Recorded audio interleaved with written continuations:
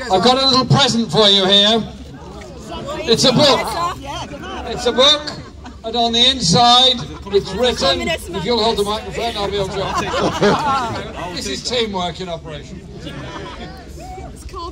Narendra, all the best with this great manifesto for the many, not the few.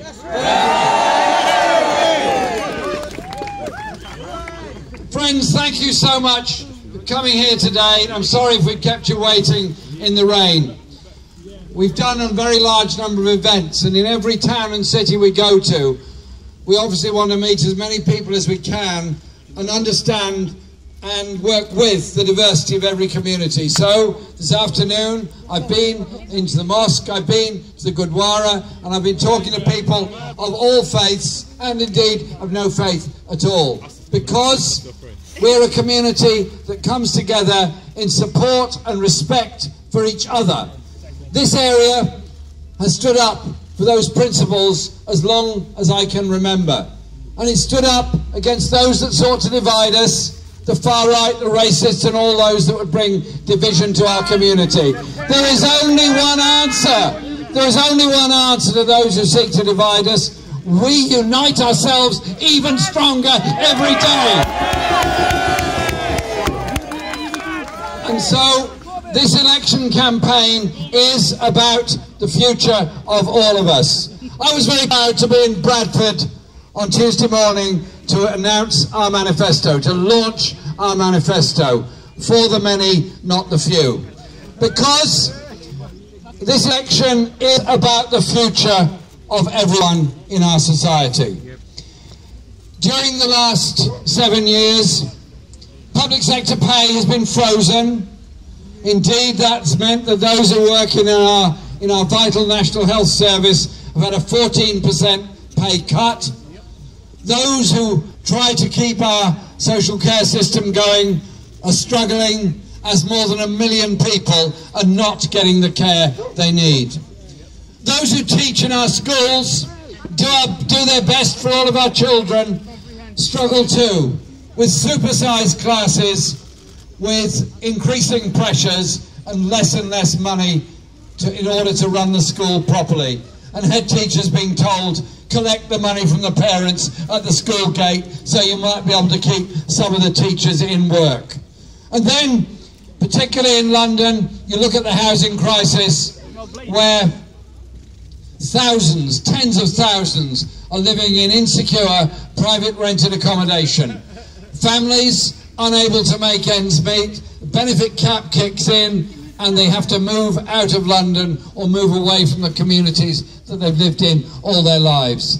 And our local councils, even if they want to build council housing, find it very difficult because they cannot borrow the money to do it, they cannot get the resources necessary to do it. And all the while, what's happening? Between now and 2020, a further £60 billion will be handed back to the wealthiest and the corporations in our society, while our public services go underfunded, while the homeless sleep on our streets, while too many of our children go hungry, and 6 million people, 6 million, earn less than the living wage in modern Britain. And the Tory party tells us they're the party of the 21st century. 21st century inequality, but you know they've got one really brilliant, great, big, wonderful, really cutting-edge, high-technology 21st century idea. Do you know what it is? Austerity. Quick, you know what it is? No, not that. No, not that one. You know what it is? It's bring back fox hunting. I mean, come on. And also bring back selective education. Well, I'm sorry, our manifesto is very, very different. Because we do not subscribe to the idea that you introduce more and more selective education to provide a ladder for the few to get on very well in life. I want a staircase that all of our children can go up together, improving together and achieving together. Because those are the principles that our party is founded on and the principles we want to put forward in government. And there are other things we're going to be doing as well. Every child in every primary school, every day, under a Labour government, will get a free school meal they will eat together. And I'm told this is deeply divisive, and I'm really trying to work out how this is really divisive.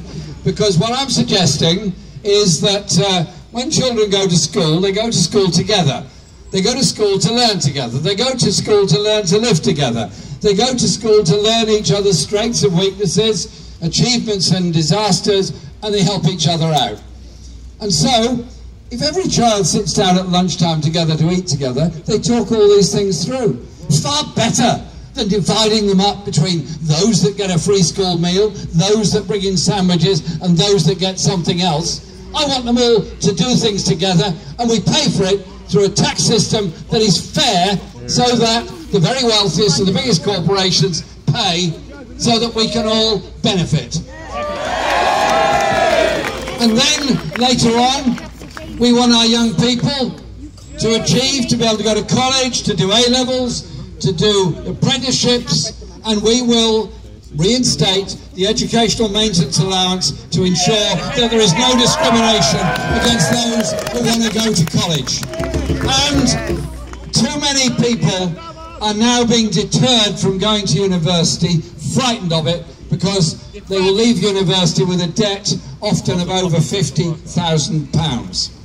And that means, if you look at the statistics, working class youngsters are not going to university in the same number they did in the past. Why? Because the coalition government and the Tory government have raised the fees, removed the maintenance grants, and resulted in a less fair system of higher education.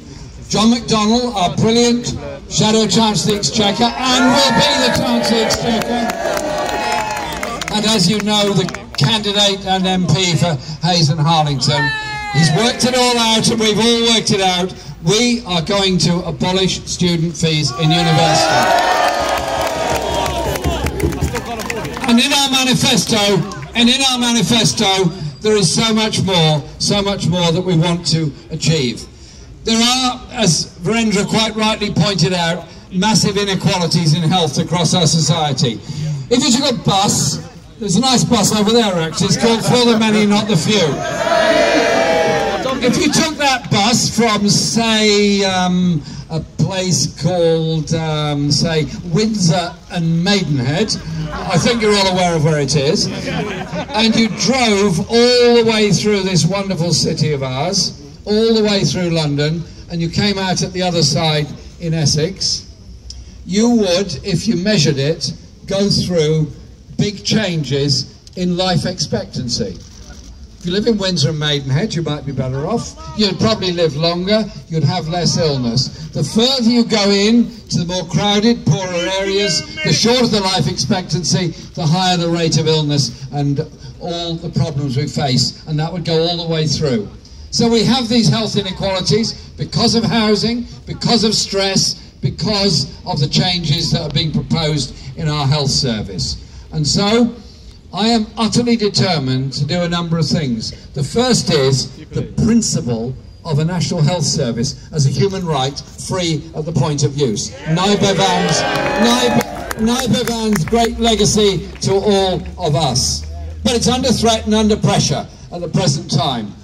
Under pressure because it's not funded properly, under pressure because the nurses are overworked, under pressure because there's not enough GPs, under pressure because of the social care and the difficulty of those in hospital getting released from hospital, all of those things. So the first thing, no, Jeremy's are all right, there's just one who's making mistakes. Most Jeremys are all right, okay. Especially Corbyn. He stole my line. So the first thing John Ashworth will do when he becomes Secretary of State for Health is suspend the sustainability and transformation plans, so we can look again at all of these reorganisations. Because you know what?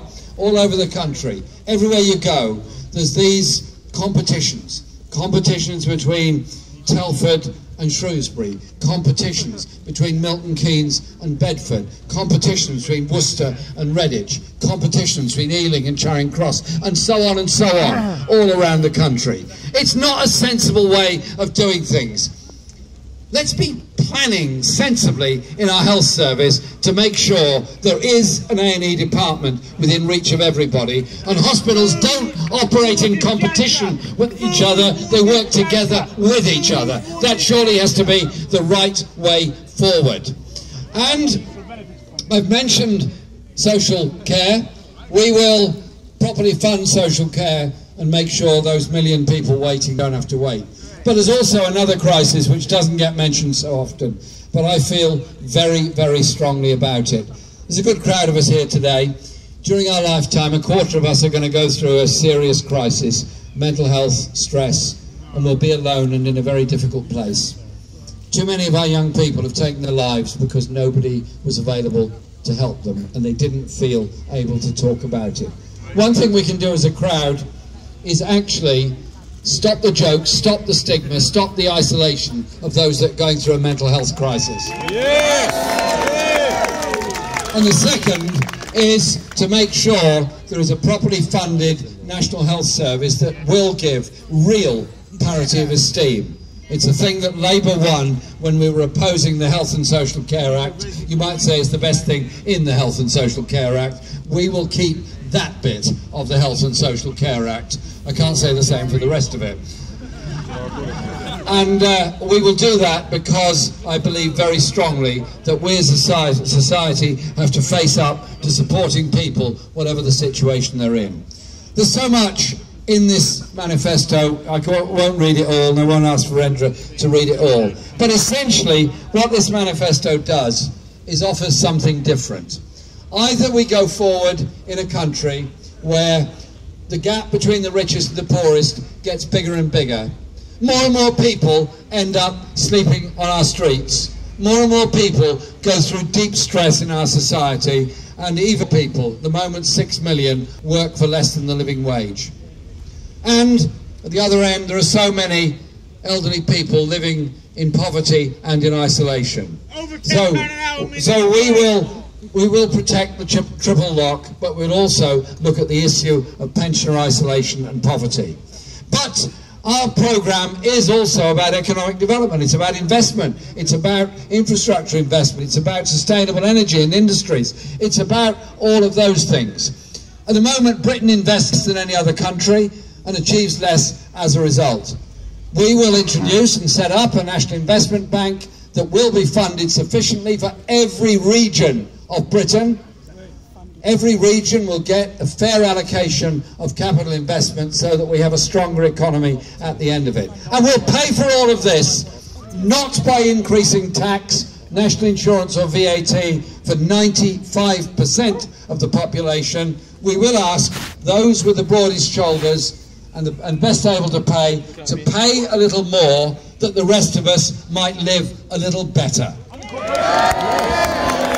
And so we will be pursuing those that think it's a good idea to make money here and pay tax somewhere else. We're suggesting, if you're making money here, kindly pay your tax here and don't ship your profits off to a tax haven somewhere else.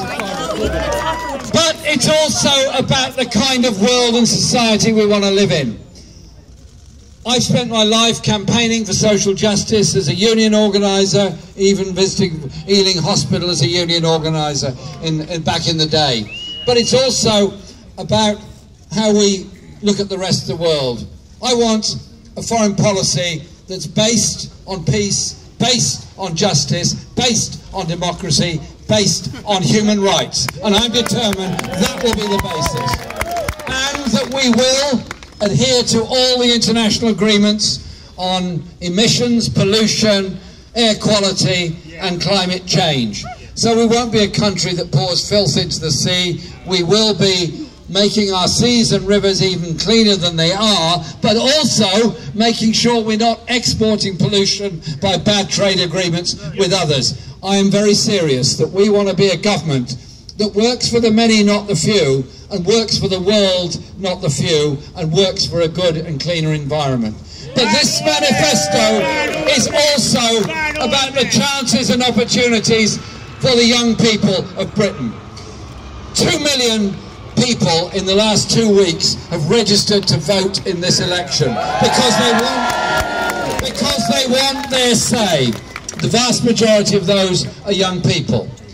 So I say to all those young people casting their vote for the first time, do you want to live in a Britain run by a Tory government that works for the few, that gives tax relief to the rich and the big corporations, that allows the homeless to remain on the streets, the hospitals overcrowded, the schools underfunded, the housing crisis getting worse? Or do you want to live in a country that genuinely gives real opportunity for every young person, wherever they're born, whatever their postcode, that does end gender pay gap and discrimination, that does bring society and communities together and reach an agreement with the European Union that we have tariff-free trade with them and we keep the workers' rights and environmental protections that we've gained through membership of the EU. I am determined that we will do absolutely everything we possibly can in the next 3 weeks today before June the 8th appears. And I urge all of you to do everything you can in this borough to win every single one of the constituencies in this borough and the ones around, because to get a Labour government we need to make gains as well as holding what we have. And I ask all of you, do everything you can between now and June the 8th. Put everything you can into winning this election. Let's show that the general election of 2017 was one that was won against the odds, where those that have been condemned and isolated came together in strength to win the election and win for everybody that needs a government that cares for them, rather than a government that cares